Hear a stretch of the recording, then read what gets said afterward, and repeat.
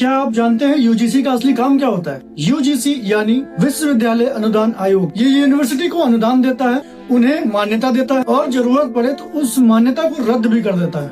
अब आप ये सोचिए, जब ऐसी संस्था का कोई कानून बदलता है तो क्या सिर्फ कागजों पर सीमित होता है?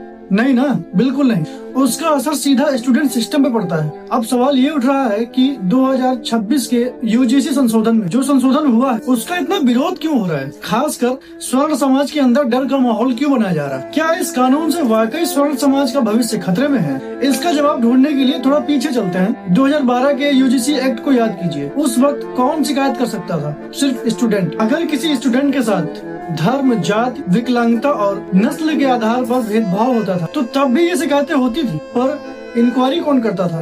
पर यहाँ एक सवाल बनता है कि क्या सिर्फ स्टूडेंट के साथ में ये जातिगत भेदभाव हुआ करता था? क्या टीचर और कर्मचारी कभी जातिगत भेदभाव का शिकार नहीं हुए? इसी सवाल का जवाब 2026 के यूजीसी के नए संशोधन में दिया गया। अब शिकायत करने का अधिकार सिर्फ स्टूडेंट तक सीमित नहीं रहा। यूनिवर्सिटी में काम कर रहे शिक्षक, कर्मचारी वो अन्य लोग अगर अपने ऊपर जातिगत भेदभाव महसूस करते हैं या अन्याय महसूस करते हैं तो ये आवाज उठा सकते हैं। तो क्या ये गलत या ये कानून पहले से बेहतर हो गया? और अब बात करते हैं कमेटी की। पहले एक ही व्यक्ति फैसला करता था, लेकिन क्या एक ही आदमी हमेशा निष्पक्ष फैसला कर सकता? शायद नहीं ना।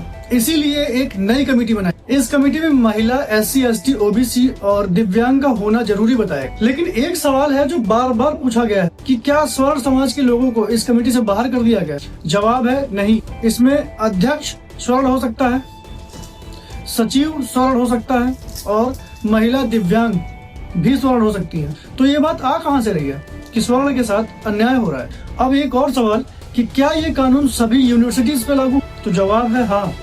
जो कानून पहले लिमिटेड थे अब उसे अनिवार्य कर दिया गया है। यूजीसी कानून के तहत अगर आप सोचिए, अगर हर यूनिवर्सिटी में अपना अलग अलग नियम होता तो क्या सभी स्टूडेंट्स को बराबरी का दर्जा मिल सकता? नहीं ना। इसलिए इस कानून को सभी यूनिवर्सिटीज में लागू कर दिया गया, जिससे सभी स्टूडेंट्स, कर्मचारी और टीचर्स को बराबरी का दर्जा दिया जाता। और अब बात आती है FIR पर। क्या हर FIR पे सीधा FIR हो जाए? नहीं। अगर जातिगत भेदभाव का मामला बहुत गंभीर होता है और कानूनी कार्रवाई की जरूरत होती तब कमेटी FIR की शिकायत दर्ज कर सकती है। और ये अधिकार पहले से था। इसमें कोई नया हथियार नहीं दे दिया गया है SC, ST, OBC वालों को। यूनिवर्सिटी के अंदर होने वाली इंक्वायरी उसी संस्था के इंटरनल नियमों के साथ ही होगी। और एक सवाल और भी उठता है कि अगर झूठी शिकायत निकली उसके बाद भी कार्रवाई होगी? तो पहले ये जानिए कि अगर शिकायत झूठी निकलती तो शिकायत करने वाले पे भी कार्रवाई हो सकती है और आरोप सही निकला तो दोषी के खिलाफ एक्शन लिया जाएगा। अब अंत में एक सबसे बड़ा सवाल कि क्या स्वर्ण समाज का इस कानून से इनका करियर खत्म हो जाएगा? सच ये है कि इस कानून से किसी एक समाज को नुकसान पहुंचाना नहीं है।